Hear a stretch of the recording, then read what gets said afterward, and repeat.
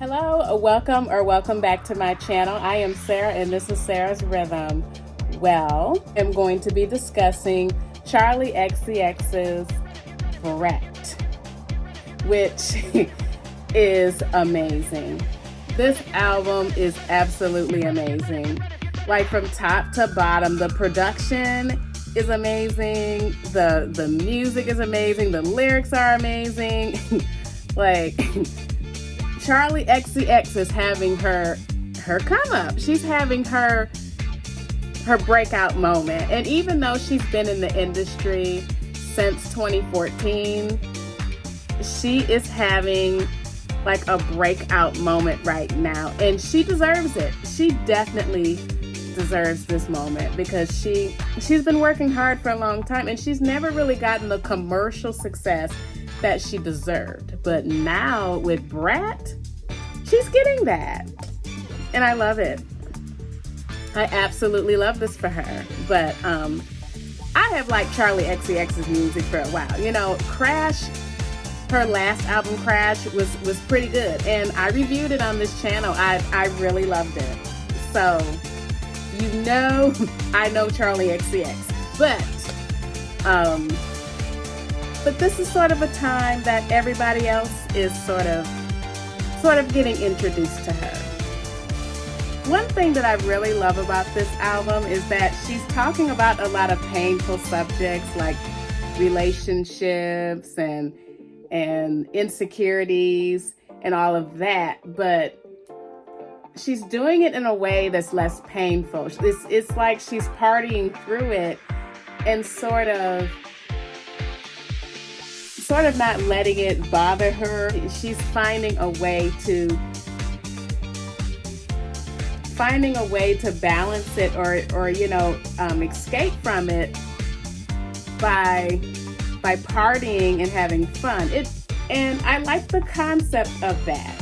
I think there's many reasons why Charli's Brat is so popular right now, but you know, that I think that's one of the reasons. It's super relatable, but it has a party vibe to it. It's super relatable, but it has a party vibe. And she continues with the hyper pop theme on this album, which I like. I like the hyper pop. I think it's very different. I think it stands out. I think it's very interesting how all of the different sounds and the production are together on it. I like it. First of all, 360 is a great introduction for the album. She's just saying that she's gonna be partying no matter what circumstance she's in the bedroom, in the club, wherever. She's gonna be bumping that. She's gonna be bumping that. She's gonna be playing her tunes. And then that goes into Club Classics, which is one of my favorite songs on this album. Club Classics. I just love the production on this. I love that organ. I love that organ sample on it. And if you've seen my TikTok, I've already done a TikTok on this song where I was just going off on this one. But that's definitely the reaction I had to Club Classics. And she gives a tribute to all of her favorite club artists and club anthems and things like that. And she gives tributes to her friends, George, Sophie, and all of them. It's just really excellent how she put that together. It's just really excellent how she put that together. But Club Classics, that is a banger. Sympathy is about insecurities. It's about insecurities, but the production on top of it makes it seem like it's not. It makes it seem like it's not. It seems like a contrast between it, but that's okay. I jammed to that one. I really jammed to that one. That's one of the best ones. That's one of the standouts on it. And I'm not going track by track. I'm just talking about my favorite songs. I'm not going to do everything. I'm not going to do everything. I'm just going to talk about my favorite songs and then just give my sort of sum up of everything. Von Dutch is so relatable. I absolutely love this song because she says that it's obvious that you guys are jealous of me if you're talking about me. Just admit that I'm your number one. I'm your favorite. I'm your number one. You're a fan. You're a fan. It's just going to bring more clout to me whenever you're talking about me. So hey. I think everybody can admit to Von Dutch. Everybody can admit to Von Dutch. But I think that's the anthem for people that have been hated on. That's the anthem for people who have been hated on. And not only that, the production makes me shake.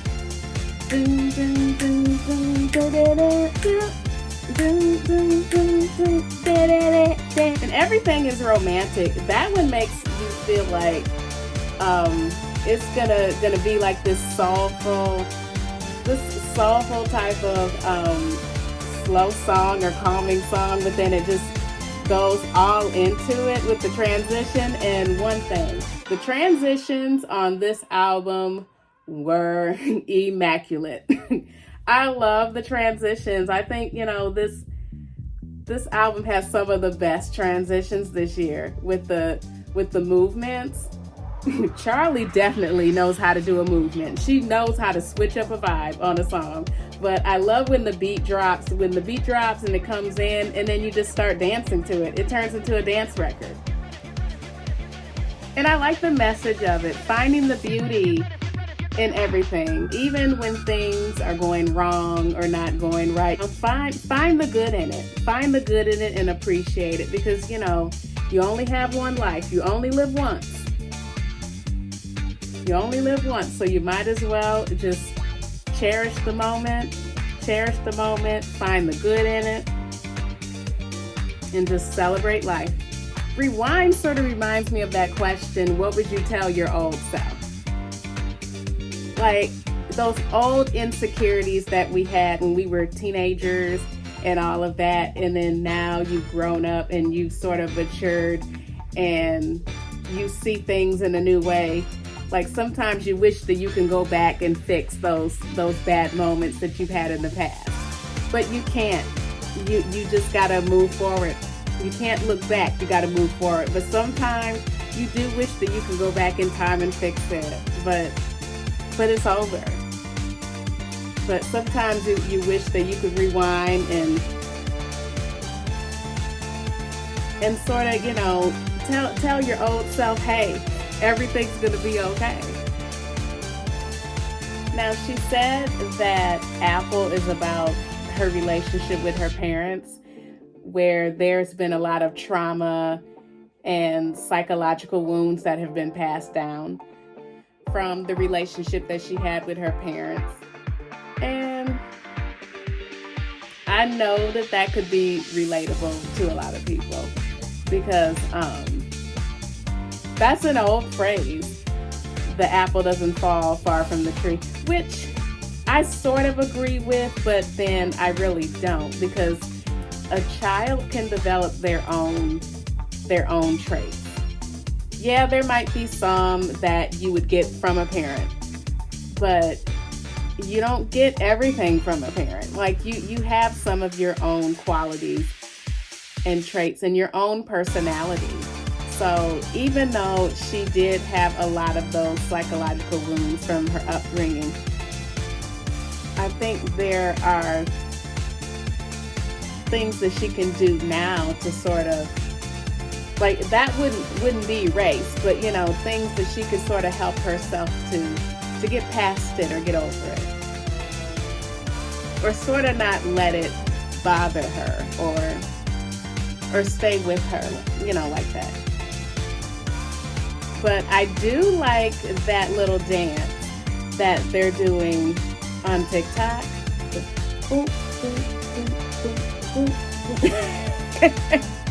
I think that's cute. I think that's pretty cute. I like that song is trending. It has a little disco vibe that I like. I love the disco vibe on it. but the disco vibe, it sounds like a song that could fit in on her Crash album too. It would definitely sound good on Crash. Oh, if you haven't noticed, I got my Brat green nails. I got my Brat green nails. but yeah, this would sound really good on Crash as well, because Crash had a couple disco type songs like Baby, but yeah, I can see this on both projects, on either project. And the Mean Girls have an anthem. The Mean Girls have an anthem. And everybody has dealt with a mean girl. Everybody has dealt with a mean girl. And I like how it's highlighted that they want to be cool, but they're problematic. They're cool girls, but then they do things that that are sort of wrong and should be frowned upon, but because they're popular, it's accepted. You know, it seems like that's what I'm taking from that. But some of the things in there reminds me of Regina George. when she said she's anorexic, but she likes when you say it. Like she wants to be the most skinny. She wants to have society's beauty standards. She wants to fit in, but then she wants to stand out. She wants to fit in, but then she wants to stand out. But how do you stand out if you fit in? But you know, she wants to be highly regarded, but then she wants to follow trends. And when you get out in society, it really doesn't work like that. It really doesn't work like that. How can you follow trends and stand out? And I'm in my 30s, so you know, I am past my 20s now, so that young and immature era. I'm sort of past that era, but when you're in your 20s and you know, when you're in your teens and things like that, you know, those bad girls, like the bad girls they were looked up to by a lot of people.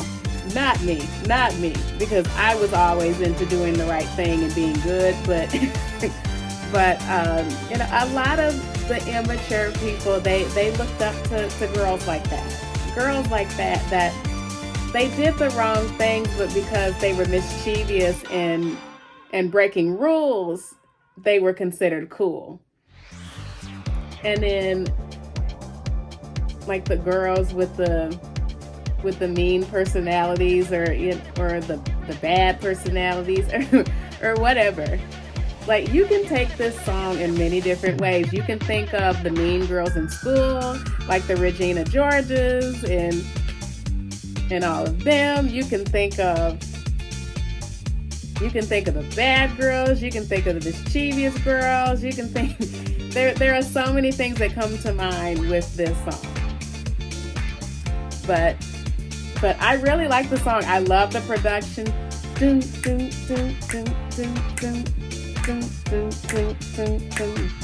It makes you sort of want to do a model walk.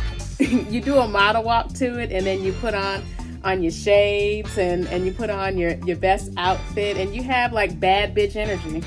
It gives a lot of bad bitch energy, which I like. But the piano at the end, I love the piano at the end, the vibe switch. See, these vibe switches on this album are just king. I love them. But another take on this song could be, you're considered mean when you have boundaries, when you take stances, when you stand up for yourself. And that's one thing that I can relate to. Standing up for yourself, having boundaries, having things that you want and fighting for it. It's like when you go against the norm when it comes to society standards, you can be considered a mean girl. And then they're all going and talking about you and saying, oh, she's this and she's that. oh, she didn't do this for me or do that for me. Oh, she didn't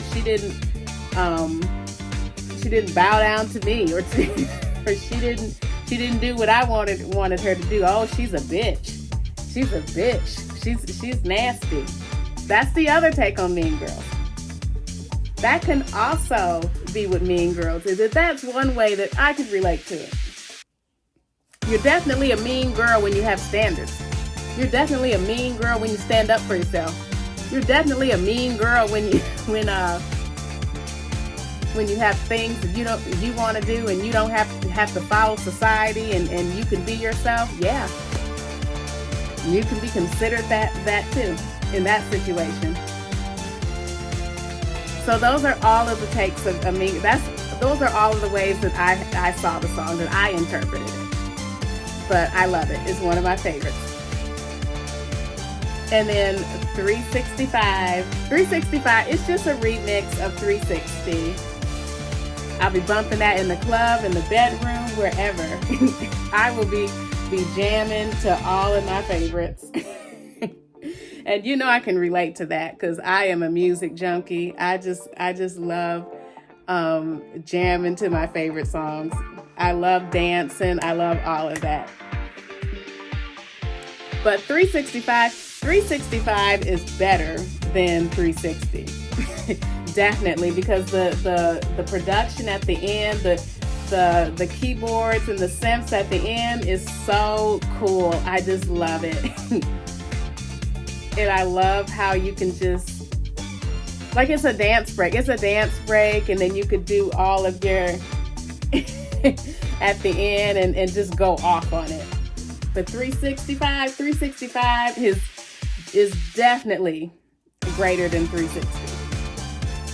Like, you can see it as a remix. You can see it as a remix, but hey, I see that one as a separate song because it's way superior to 360. But the album is great. The album is great. And I'm glad that Charli XCX is sort of getting her shine now, because before she was one of those underdogs in the industry. She was always the underdog. She was never a main pop girl, and she always deserved to be a main pop girl. And even when I did my review of Crash, I said that I wish that this album would have gotten some recognition at the Grammys, but she has never been in that situation. But this time, I'm sure she's going to submit it, and it's going to be considered, because this album is excellent. Favorite songs are 360, Club Classics, Sympathy is a Knife, Talk Talk, Von Dutch, Everything is Romantic, Rewind, Apple, Back to Back, Mean Girls, and 365. All of those songs are excellent. And the other songs that are not my favorites, they're good too. They're good too. Definitely consider those songs. But those are just my favorites. And I just wanted to highlight those for this video. But this is definitely one of her best projects. One of the best this year. Well, thank you so much for tuning in today. I am Sarah, and this is Sarah's Rhythm. Make sure that you subscribe, so you don't miss my next video. You don't miss my conversations on music. Let's keep the conversation going. But as always, have a great day.